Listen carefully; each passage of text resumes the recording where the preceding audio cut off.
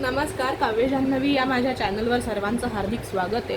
मी आज आपल्यासमोर विंदा करंदीकरांची माझ्या मना बंद गड ही कविता आणि माझी एक कविता सादर करणार आहे. सध्या जे काही समाजात चालू आहे वातावरण ते पाहून सुचलेली माझी एक कविता आणि त्याच्याशी मिळती जुळती अशी विंदा करंदीकरांची एक कविता मी सादर करते. डिस्क्लेमर एक आधीच देऊ इच्छिते, पूर्वसूचना, की ह्या चॅनलवर मी कोणताही इझम प्रमोट करत नाही. मी फक्त कविता आणि सादरीकरण याच न्यायाने ह्या कविता वाचणार आहे, त्यामुळे त्या तशाच प्रकारे घ्याव्या. इथे कोणालाही दुखावण्याचा माझा काहीही हेतू नाही. माझ्या मना बंद गड. हा रस्ता अटळ आहे, अन्नाशिवाय, कपड्याशिवाय, ज्ञानाशिवाय, मानाशिवाय कुडकुडणारे हे जीव पाहू नको डोळेशी. नको पाहू जिणे भकास, ऐन रात्री होतील भास, छातीमध्ये अडेल श्वास, विसर त्यांना दाब कड, विसर त्यांना दाब कड. माझ्या मना बंद गड. हा रस्ता अटळ आहे, हा रस्ता अटळ आहे, ऐकू नको हा आक्रोश, तुझ्या गळ्याला पडेल शोष, कानांवरती हात धर, त्यातूनही येतीलच स्वर. म्हणूनच म्हणतो ओच शिसे, म्हणूनच म्हणतो ओच शिसे, सांभाळ सांभाळ लागेल पिसे, रडणाऱ्या रडशील किती, झुरणाऱ्या झुरशील किती, पिचणाऱ्या पिचशील किती. ऐकू नको असला टाहो, ऐकू नको असला टाहो, माझ्या मना दगड हो.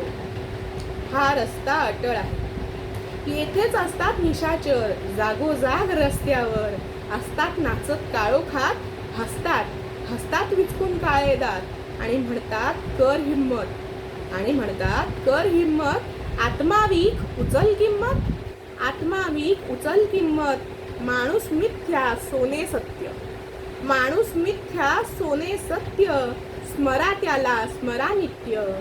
भिशील भिशील ऐकून असले वेद, बंद गड नको खेद, भिशील ऐकून असले वेद, बंद गड नको खेद. बंद गड आजपासून, बंद गड आजपासून, काय अडेल तुझ्या वाचून. गालावरचे खारे पाणी पिऊन का जगेल कोणी, काय तुझे निश्वास मरणाऱ्याला देतील श्वास. आणि दुःख छाती फोडे, देईल त्यांना सुख थोडे, आणि दुःख छाती फोडे, देईल त्यांना सुख थोडे. आहे तेवढेच दुःख फार, माझ्या मना कर विचार, कर विचार. हाच रगड, माझ्या मना बंद गड. हा रस्ता अटळ आहे, हा रस्ता अटळ आहे, अटळ आहे घाण सारी, अटळ आहे ही शिसारी. एक वेळ अशी येईल, घाणीचेच खत होईल, अन्यायाची सारी शिते, उठतील पुन्हा होतील भूते. या सोन्याचे बनतील सूळ, सुळी जाईल सारे कूळ. ऐका टापा ऐका आवाज, ऐका टापा ऐका आवाज, लाल धूळ उडते आज, त्याच्या मागून येईल स्वार, या दगडावर लावील धार. इतकेच यश तुला रगड, माझ्या मना बंद गड, माझ्या मना बंद गड.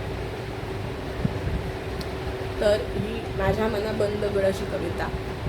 जो अन्याय आपल्याला चाललेला दिसतो अवतीभोवती, आपण म्हणतो खूप अन्याय माजलाय, खूप अन्याय माजलाय, तर तो अन्याय जेव्हा नाहीसा करण्याचा प्रयत्न आपणच करू, एक तर हा अन्याय सहन नको करू, दगड हो तू. आजूबाजूला अन्याय चाललाय तो पाहून त्याचा परिणाम करून घेऊ नको, किंवा मग यातून परिवर्तनासाठी काहीतरी प्रयत्न कर. आणि हे इतकंच आपल्याला करता येण्यासारखं आहे, कारण एखाद्या व्यक्तीच्या बोलण्याने काही होईलचं दिसत नाही असं प्रत्येकाला वाटत असतं, आणि हेच विंदा करंदीकरांनी यात लिहिलं आहे. मी जे वर डिस्क्लेमर दिला अगोदर तो ह्या करता की ह्यात लाल सैन्याचा उल्लेख आहे. बऱ्याचदा ह्या गोष्टीला कम्युनिझमशी जोडलं जातं, पण मी इथे कोणताही इझम प्रमोट करत नाही आहे, मी फक्त कविता समजावून सांगते.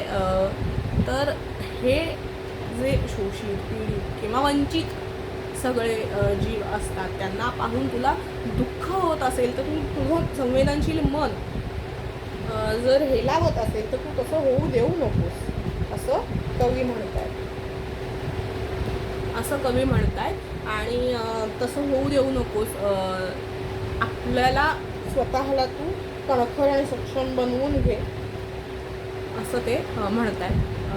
तर ही कविता फार डिटेल मी ह्याचं ॲनलायझेशन आत्ता करणार नाही, कारण कविता एकतर खूप मोठी आहे आणि तरीसुद्धा अतिशय योग्यपणे समजणारी आहे. आपण ही कविता पाठ्यपुस्तकांमधूनही अभ्यासली आहे. ज्या वेळेला डिस्पॅरिटीज वाढतात, मग त्या धनामुळे असो, जातीमुळे असो किंवा आणि इतर कुठल्या गोष्टींमुळे, तर त्या विरोधात कधी ना कधी समाजातली शक्ती उभी राहते आणि ती बदल घडवून आणते. हे आपण साऱ्यांनी अनेकदा पाहिलं आहे. तर त्या विषयावरची ही कविता आणि त्याला साजेशी अशी एक कविता, जी सध्या जे काही सुरू होतं ते पाहून मला सुचली की मी इथं मांडते. कवितेचं नाव आहे सॉरी बाबासाहेब आंबेडकर. सॉरी बाबासाहेब आंबेडकर, तुम्ही वाचाल तर वाचाल म्हटलं आम्ही ते तुम्ही वाचाल तर वाचाल म्हटलं आम्ही ते घोकलं. तुम्ही शिक्षण हे वाघिणीचं दूध असतं म्हणालात, आम्ही अर्थासहित पाठ केलं. तुम्ही शिक्षण हे वाघिणीचं दूध असतं म्हणालात, आम्ही अर्थासहित पाठ केलं. तेव्हा नेमकं काय हे नव्हतं कळलं. तेव्हा म्हणजे नेमकं काय हे नव्हतं कळलं. वाघिणीचं दूध पचवण्याची शक्ती नसलेल्यांना जर ते प्यायला दिलं तर काय घडतं हे आम्ही नुकतंच पाहिलं. वाघिणीचं दूध पचवण्याची शक्ती नसलेल्यांना जर ते प्यायला दिलं तर काय घडतं हे आम्ही नुकतंच पाहिलं. काळीच सरकलं, कारण तुमचाच फोटो हातात घेऊन तुम्हीच लिहिलेल्या संविधानाची ढाल करून सत्तेत असणाऱ्यांनी आणि नसणाऱ्यांनी एकमेकांविरुद्ध लढत अराजक माजवलं. आंदोलन, उपोषण म्हणून सुरू झालेलं हे नाट्य प्रत्येकाचे स्वार्थ पाहत पाहत दिशाहीन भरकटत गोंडस स्वप्नभ्रमाचं रूप घेऊन थांबलं. दुःख इतकंच आहे बाबासाहेब आंबेडकर, दुःख इतकंच आहे बाबासाहेब, स्वतःच्या हक्कांसाठी लढू पाहणाऱ्या 1% खऱ्या विद्यार्थ्यांना, स्वतःच्या हक्कासाठी लढू पाहणाऱ्या 1% खऱ्या विद्यार्थ्यांनाही आम्ही इतरांसारखंच अंगठ्याने चिरडता येणारं लहानसं झुरळ करून टाकलं. आम्ही अंगठ्याने चिरडता येणारं लहानसं झुरळ करून टाकलं.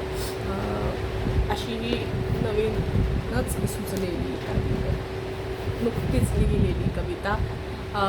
तर ह्या 2 कविता मी आज पोस्ट करते. त्या कशा वाटतायत नक्की कळवा. चॅनलवरच्या सुधारणेसाठी म्हणून तुम्हाला काही सांगायचं असेल, सूचना द्यायच्या असतील तर त्या कमेंट्समध्ये नक्की द्या. लाईक, शेअर, सबस्क्राईब करा. जास्तीत जास्त लोकांपर्यंत हा चॅनल पोचवा, जेणेकरून मला उभारी मिळेल आणि नवीन कविता घेऊन येऊच पुन्हा याच चॅनलवर तुमच्या सर्वांसाठी. तोपर्यंत विचार करा, आनंदी राहा आणि स्वतःच्या क्षमता जोखण्याचा प्रयत्न करत राहा, त्यातून आनंद मिळवत राहा. कारण शेवटी आपण आनंदी असणं हे अतिशय महत्त्वाचं आहे, समाधानी असणं अतिशय महत्त्वाचं आहे. त्यामुळे त्यासाठी प्रयत्न करत राहा. पुन्हा भेटूच याच चॅनलवर. धन्यवाद.